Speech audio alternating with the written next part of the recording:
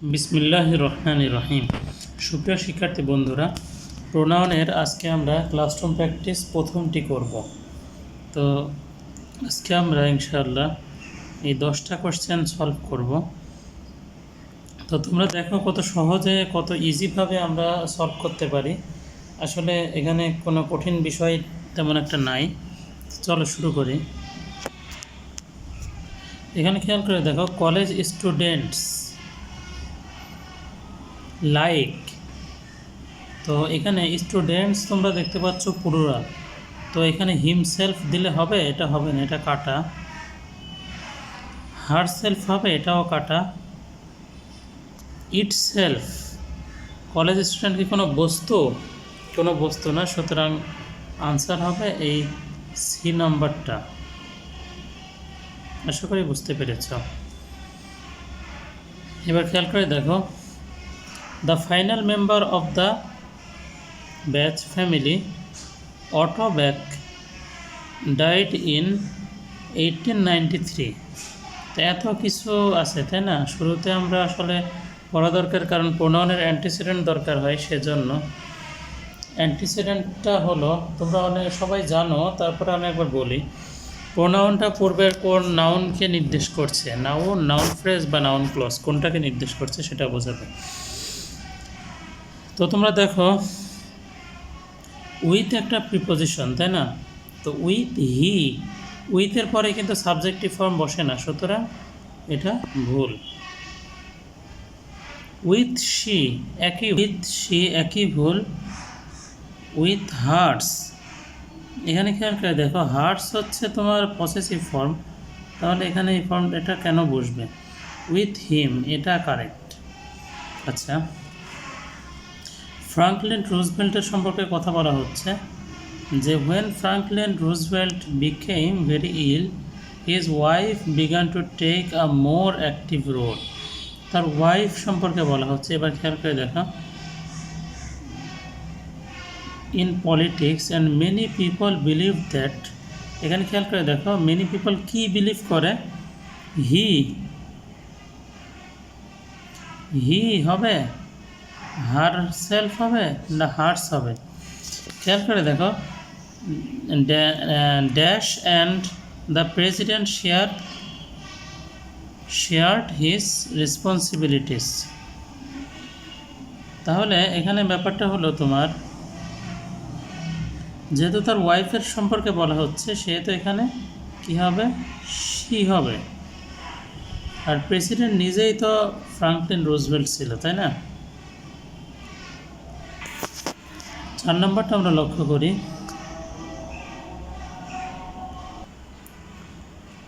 তো তারপরে আমরা খেয়াল করি, এখানে খেয়াল করে দেখো যে দ্যাট হ্যাড ওন্ডেড। তো ওই ওন্ডেডের যে একটা আমাদের অবজেক্ট দরকার, অবজেক্ট কোথায় আছে খুঁজো তো। এতে আছে হি, সাবজেক্টিভ ফর্ম হবে না। বিতে আছে পসেসিভ অ্যাডজেক্টিভ ফর্ম, হবে না। ডিতে আছে টু হিম। ওন্ডেডের সাথে যদি টু প্রিপোজিশনটা হয়ে থাকে তাহলে হইতে পারে। এজন্য তোমার অ্যাপ্রোপ্রিয়েট প্রিপোজিশনেরও একটা ভালো ধারণা থাকা দরকার, কিন্তু আমার জানা মতে এরকম ব্যবহার হয় না। সুতরাং একটাই থাকে, সেটা হলো তোমার সি নাম্বারটা। অর্থাৎ সহজে সলভ করতে যাচ্ছ, ঠিক আছে, তারপরেও দেখছো মানে কিছু কিছু জায়গা থাকে, যেসব জায়গাগুলোতে মানে প্রিপোজিশনের গ্যাপের ভিতরে আবার মানে প্রোনাউনের গ্যাপের ভিতরে অ্যাপ্রোপ্রিয়েট প্রিপোজিশনের মানে জানার ব্যাপারটাও দরকার পড়ে। অর্থাৎ যদি এই ভার্বটা টু অ্যাপ্রোপ্রিয়েট প্রিপোজিশনটা নেয়, তাই না? যদি এই অ্যাপ্রোপ্রিয়েট প্রিপোজিশনটা নেয়, তাহলে তো অবশ্যই এখানে ডি নাম্বারটাই সঠিক হইতো, কিন্তু যেহেতু নেয় না সেহেতু সঠিক না। এজন্য তোমার অ্যাপ্রোপ্রিয়েট প্রিপোজিশনটা ভালোভাবে জানা লাগবে। 5 নম্বরটা লক্ষ্য করো, কম্বাইন একটা ভার্ব আর তার সাথে উইথ প্রিপোজিশন আছে। উইথের পরে খেয়াল করে দেখো তো, ইচ আদার, এটা একটা সুন্দর একটা ফর্ম। ইচ দ্য আদার, এটা কি হলো? তারপরে ইচ দ্য আদার ওয়ান, তারপরে ইচ দ্য আদার। তো তুমি সহজেই বুঝতে পারছো যে হচ্ছে এগুলো কোনোটাই হবে না, উইথ ইচ আদারই হবে। এরপরে আমরা পরেরটায় যাই। দেখো এই পুরা বাক্যটা না পড়লেও চলবে, তারপরেও কখন পড়া দরকার সেটা আমরা খেয়াল করব। বিনিথ একটা প্রিপোজিশন, তো বিনিথের পরে অবশ্যই অবজেক্টিভ ফর্মটা বসবে। তো খেয়াল করে দেখো, বিনিথের পরে দেম অবজেক্টিভ ফর্মে বসছে, বিনিথের পরে দেয়ার থাকলে অবশ্যই দেয়ারের পরে একটা নাউন থাকতে হবে। তো আমরা কিন্তু এখানে আর কোনো নাউন দেখতে পাচ্ছি না, এখানে কিন্তু ডাইরেক্ট ফুল স্টপ রয়েছে, সুতরাং এটা হবে না। বিনিথ ইটসও পজিটিভ ফর্ম, তো পজিটিভ ফর্ম হলে এর পরের নাউন কই, বিনিথ দে, সুতরাং একটাই কারেক্ট অ্যান্সার হয়, আর সেটা হলো beneath them. Every day Alpana came to me with her pet dog. এখানে পেট ডগ শব্দটা ভালোভাবে আমরা খেয়াল রাখি। I became weak not to my pet cat rather to. এখানে খেয়াল করে দেখো, মানে কিসের সাথে কোন জিনিসটার কথা বলা হচ্ছে, এই জিনিসটা একটু খেয়াল করো। মাই পেট ক্যাট, আমার পোষা বিড়ালটা সম্পর্কে কথা বলা হচ্ছে। তো এখানে হার মানে তার, ঠিক আছে, কিন্তু হার হলো পসেসিভ অ্যাডজেক্টিভ, এরপরে নাউন দরকার হয়। তো এখানে শুধু হার দিলে হবে না, সুতরাং এই নাম্বারটা আনসার কি হবে না, শি। এখানে শির তো কোনো প্রশ্নই আসে না। খেয়াল করে দেখো, টু একটা প্রিপোজিশন, আর প্রিপোজিশনের পরে তোমার তো এই ফর্মটা তুমি ব্যবহার করতে পারবা না। আর যদিও তুমি কোনো সাবজেক্ট হিসাবে ব্যবহার করো তাহলে সেখানে বাক্য লাগবে, কোনো বাক্য তো নাই, তাই না? এটাও বাদ দাও। এবার আসো হার সেলফ। তাহলে কি মানে হার সেলফ হইলে তো তোমার ক্যাটের সাথে ওই মানুষটার তুলনা হয়ে গেল, তাই না? যদি তুমি হার্টস দাও তাহলে কারেক্ট হতে পারে কিভাবে, আই বিকেম, আমি হয়েছি উইক, দুর্বল, not to my pet cat, আমার পোষা বিড়ালটির প্রতি না, রাদার টু, বরং হার্টস বলতে তার, অর্থাৎ ওই মেয়েটার যে পোষা মানে পেটটা আছে সেই পেটের প্রতি। আশা করি তোমরা বুঝতে পারছো। তারপরে আমরা খেয়াল করি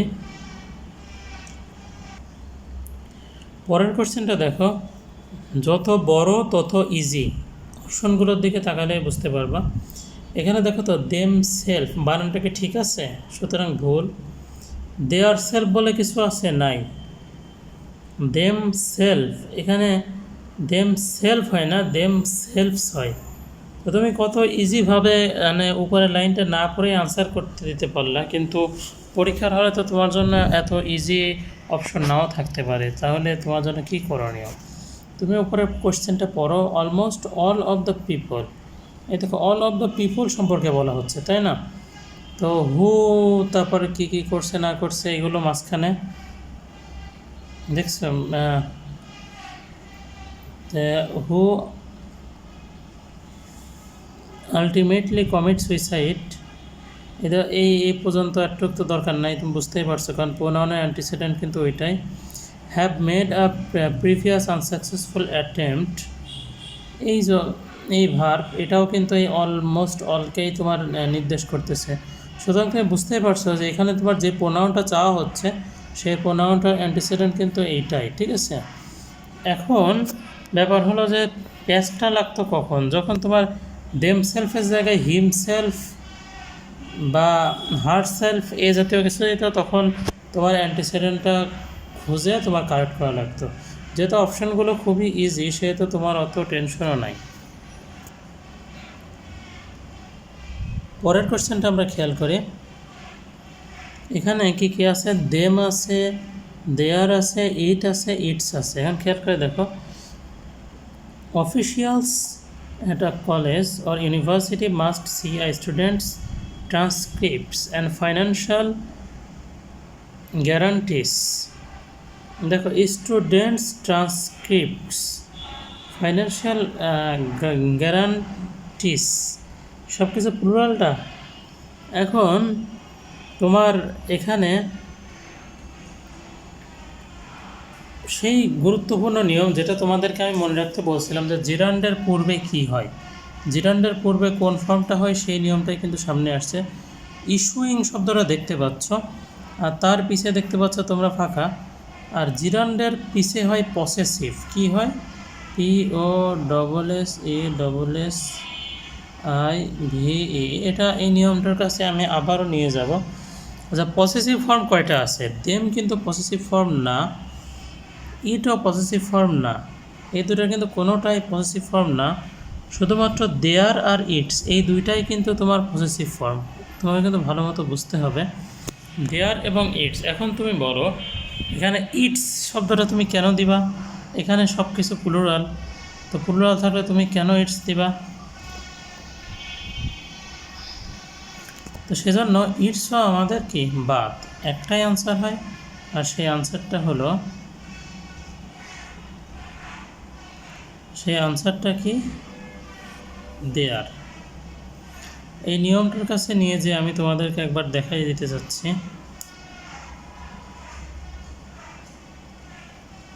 এই দেখো, এটা পড়ানোর সময় আমি কিন্তু খুব ভালোভাবে কয়েকবার বলেছিলাম এই নিয়মটা,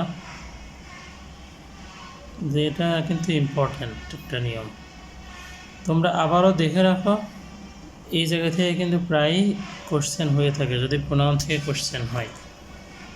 তো আমরা সামনে আগাই। লাস্ট যে কোশ্চেনটা আছে আমাদের জন্য সেটা হলো,